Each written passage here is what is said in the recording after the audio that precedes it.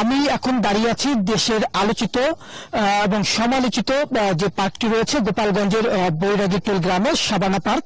সেই পার্কে এখন আমি এখানে দাঁড়িয়ে রয়েছি। এটি সাবেক আইজিপি বেনজির আহমেদের এবং তার পরিবারের নামে এই পার্কটি এখানে করা হয়েছে। এই পার্কে রয়েছে, যদি আমি একটু দুদকের তথ্য মতে যদি বলি, তাহলে দুদকের তথ্য মতে 621 বিঘা জমির উপর এই পার্কটি নির্মাণ করা হয়েছে। তবে এলাকাবাসী যারা রয়েছেন তারা জানিয়েছেন যে এটি প্রায় 1400 বিঘা জমি রয়েছে এই পার্ক যেটি করা হয়েছে এই পার্কটিতে। আমি আরেকটু বিষয় রয়েছে যে এই যে পার্কটি করা হয়েছে এই পার্কটি আপনার হচ্ছে এই গ্রামের যে হিন্দু সম্প্রদায় রয়েছে তাদের এই জমি দখল করে বা ভয়ভীতি দেখিয়ে কোথাও বা বালু ভরাট করে কোথাও বা অল্প দামে এই জমি আসলে কিনে নিয়েছেন এবং এই যে জমিগুলো দখল এবং ক্রয় করেছেন এটি মূলত এক পুলিশ কর্মকর্তাকে দিয়েই এই জমিগুলো কিনা বেচার যে একটি প্রক্রিয়া সেটি করে থাকতেন বেনজির আহমেদ। এটি কিন্তু এলাকাবাসী অভিযোগ করেছেন। আর এই পার্কটির যে জমি দখলের বিষয়টি আলোচনা আসার পর থেকে কিন্তু এই পার্কটি নিয়ে যারা গোপালগঞ্জের যারা সাধারণ মানুষ রয়েছে তাদের মধ্যে কিন্তু ব্যাপক আলোচনা সমালোচনার জন্ম দেয়। তারা কিন্তু এই পার্কটিতে বিভিন্ন সময় এসেছেন। তবে গতকাল থেকে কিন্তু এই পার্কটির যে কার্যক্রম সেটি কিন্তু বন্ধ করেছে পার্ক কর্তৃপক্ষ। কারণ আমি পার্ক কর্তৃপক্ষ সাথে আমি কথা বলেছি, তারা জানিয়েছেন যে এই পার্কটিতে সার্ভার সমস্যার কারণে গতকাল সোমবার থেকে এই পার্কে দর্শনার্থীদের আসা যাওয়াটি বন্ধ করে দিয়েছেন এবং এই পার্কে 4-5 দিন এই পার্কটি বন্ধ থাকবে। আমি আসলে একজন ভুক্তভোগীর সাথে একটু কথা বলতে চাই যে এই পার্কটি আসলে কি ঘটনা ঘটেছিল।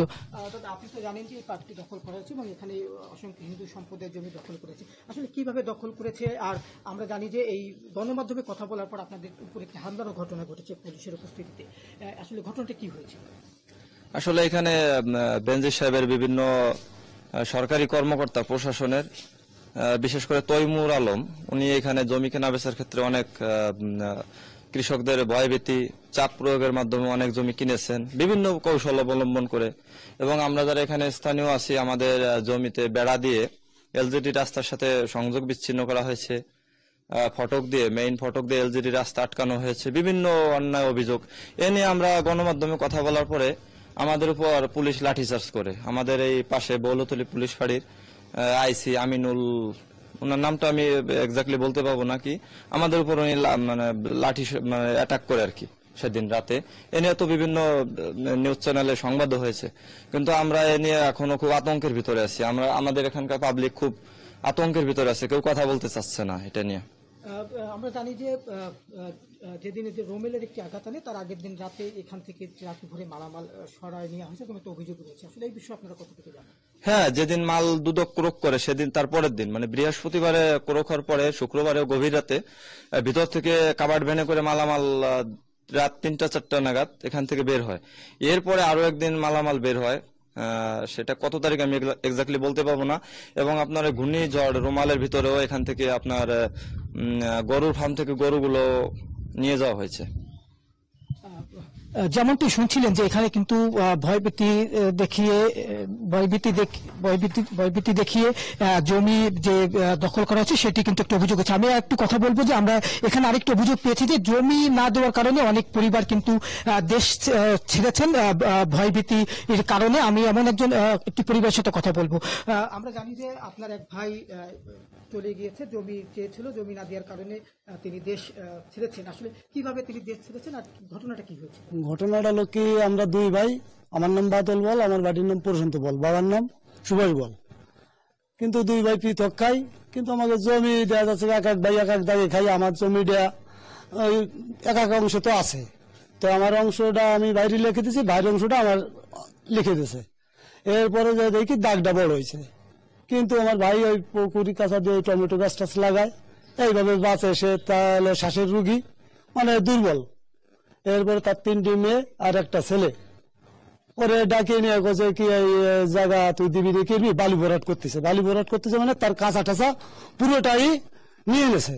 শেষে আমি একদিন ঘুরতে ঘুরতে ওই জায়গায় গেছি, যাই দেখি কাঁচা মাছা আটকানি বালি ভরি একেবারে পুরো কাঁচাটা পুরো দখলে। এরপরে যাই বলছে কি ওরে ডাকিয়ে নিয়ে বলছে এরকম জায়গা যদি দিস দে, না দিস বিপির জমি আমরা যুদ্ধ করে বালি ভরে ফেলবো।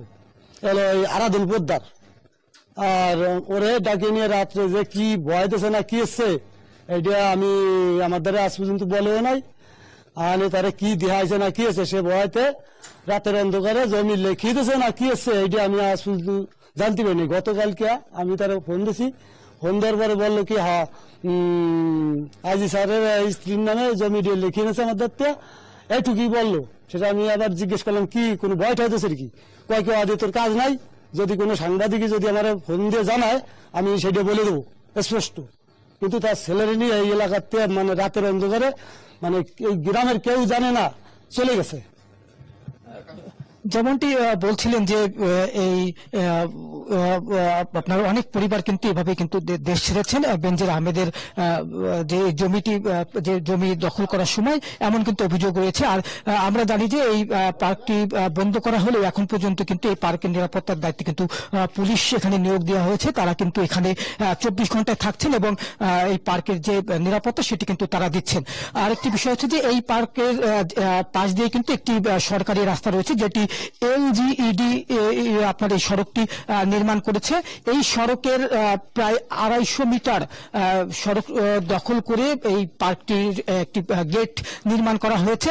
আর যেহেতু এই পার্কের মধ্যে অনেকের জমি রয়েছে এবং পার্কের আশপাশ দিয়ে জমি রয়েছে এবং যেহেতু এই পার্কের বাউন্ডারির কাঁটাতার দিয়ে যে বাউন্ডারিটি দিয়েছেন, এই বাউন্ডারির ভিতরে কিন্তু অনেকের জমি রয়েছে, কিন্তু এই গেটটি দেওয়ার কারণে কিন্তু তারা এই তাদের যে জমি এবং ঘের রয়েছে তারা কিন্তু এখানে যেতে পারেন না, আসতে পারেন না। ফলে কিন্তু তাদের এক প্রকার বলতে গেলে মানবেতর জীবনযাপন করতে হচ্ছে, কারণ তারা এই জমি থেকে ফসল ফলাতে পারছেন না এবং সেই ফসল তারা ঘরে তুলতে পারেন না। আরেকটি বিষয় হচ্ছে যে এই পার্কটি কিন্তু আপনার যখন বেনজির আহমেদ আইজিপি এবং র্যাবের যখন মহাপরিচালক ছিলেন তখন কিন্তু তিনি এই পার্কটি নির্মাণ কাজ শুরু করেন এই গ্রামটিতে। আর এই যে পার্ক, এই পার্কে কিন্তু আপনার সাময়িকভাবে বন্ধ রাখার কারণে কিন্তু এখন দর্শনার্থী কিন্তু এই পার্কে নেই বললেই চলে। পুরো শুনশান কিন্তু এই পার্কটি বর্তমানে। তবে নিরাপত্তা কর্মীরা যারা রয়েছেন তারা শুধুমাত্র কিন্তু এই পার্কটির অবস্থান করছেন। আর এই শুধু যে গোপালগঞ্জে এই জমি দখলের যে বিষয়টি, এটি কিন্তু শুধু গোপালগঞ্জেই নয়, মাদারীপুর, বান্দরবন, সাতক্ষীরা সহ বিভিন্ন স্থানে কিন্তু জমি বেনজির আহমেদের যে সম্পত্তি সেটি কিন্তু তার চিত্র কিন্তু উঠে আছে এবং নামে বেনামে সম্পত্তির কিন্তু খোঁজ পাওয়া যাচ্ছে। এখন পর্যন্ত এই আদালত এই বেনজির আহমেদের সম্পত্তি ক্রোকের নির্দেশনা দিলেও প্রশাসনের কাছে কিন্তু এখন পর্যন্ত এই ক্রোকের যে আদেশনামা সেটি কিন্তু না আসার কারণে এর পার্কটি যে স্থাবর সেটি কিন্তু এখন পর্যন্ত ক্রোক করা যায়নি। আমি জেলা প্রশাসকের সাথে কথা বলেছি, তিনি আমাদেরকে জানিয়েছেন যে এই আদালতের নির্দেশনা না আসার কারণে যে আইনি যে পদক্ষেপ, এই পদক্ষেপটি নেওয়া যাচ্ছে না। তবে এলজিডির যে সড়কটি যে দখলের যে একটি বিষয় রয়েছে এটি কথা বলেছি আমি, তিনি আমাদেরকে জানিয়েছেন যে এটি যেহেতু আদালত একটি রায় দিয়েছেন সম্পত্তি ক্রোকের, সেই বিষয়ে তারা এটি আদালতে জানিয়ে যদি আদালত নির্দেশনা দেয় তাহলে জনস্বার্থে এই সড়কের যে রাস্তাটুকু যে দখল করে গেট তৈরি করা হচ্ছে সেটি ভেঙে দিয়ে জনসাধারণের জন্য উন্মুক্ত করে দেওয়া হবে বলে কিন্তু আমাদেরকে জানিয়েছেন। আমি এলজিইডির যে সদর উপজেলার যে ইঞ্জিনিয়ার রয়েছেন আমি তার সাথেও কথা বলেছি, তিনি কিন্তু আমাদেরকে জানিয়েছেন যে এলজিইডি এই রাস্তাটি দখলের বিষয়ে কিন্তু তাদের কাছে কোনো অভিযোগ আসেনি, যে কারণে কিন্তু তারা কোনো পদক্ষেপ নিতে পারেনি। তবে তিনি জানিয়েছেন যে কোনো ব্যক্তির জন্য কিন্তু আসলে তারা এই সরকারি যে রাস্তাটি তৈরি করেছেন এটি কিন্তু তারা করেননি। এই রাস্তাটি দিয়ে আসলে জনসাধারণ তাদের যে দৈনন্দিন কর্মকাণ্ড তারা কিন্তু এটি করবে এমনটি জানিয়েছেন। তবে অভিযোগ পেলে তারাও এই বিষয়ে ব্যবস্থা নেবেন বলে জানিয়েছেন। আপনি আরেকটু যদি আমি দেখাই যে এই পার্ক যেটুকু করা হয়েছে এটা আসলে আমরা সামনের চিত্রটি আসলে দেখাতে পারছি, কারণ এই পার্কের যে ভেতরের যে স্থাপনা রয়েছে এখানে আসলে যারা নিরাপত্তা কর্মী রয়েছে তারা কিন্তু আসলে সংবাদ কর্মীদের কিন্তু ঢুকতে না দেওয়ার কারণে আসলে ভিতরের যে চিত্রটি সেটি কিন্তু আমরা দেখাতে পারছি না। দেখাতে পারছি না। আরেকটি বিষয় হচ্ছে যে এই পার্কটির নিরাপত্তার কারণে কিন্তু এখানে একটি পুলিশ ফাঁড়িও করা হয়েছিল, যাতে এই পার্কের নিরাপত্তা দিতে পারে। সব শেষ যদি বলি যে এখন পর্যন্ত কিন্তু যে বেনজির আহমেদের যে সম্পত্তি ক্রোকের যে নির্দেশনা দেওয়া হয়েছে আদালত থেকে, সেটি কিন্তু এখন পর্যন্ত কোনো বাস্তবায়ন হয়নি। আর যেহেতু এখানে যারা থাকেন এই গ্রামটিতে তারা হিন্দু সম্প্রদায়ের লোক হয়, তারা কিন্তু আতঙ্কের মধ্যে দিন কাটছেন, কারণ তাদেরকে বলে অভিযোগ করেছেন যে তাদেরকে বিভিন্নভাবে হুমকি ধামকি দেওয়া হচ্ছে। তারা যেন গণমাধ্যমে তারা মুখ না খোলেন, গণমাধ্যমে যেন তারা কোনো বক্তব্য না দেন, সে বিষয়টি নিয়ে তাদেরকে হুমকি দেওয়া হচ্ছে। আমার কাছে এই ছিল বেনজির আহমেদের যে সাবানা পার্কের যে সবশেষ খবর।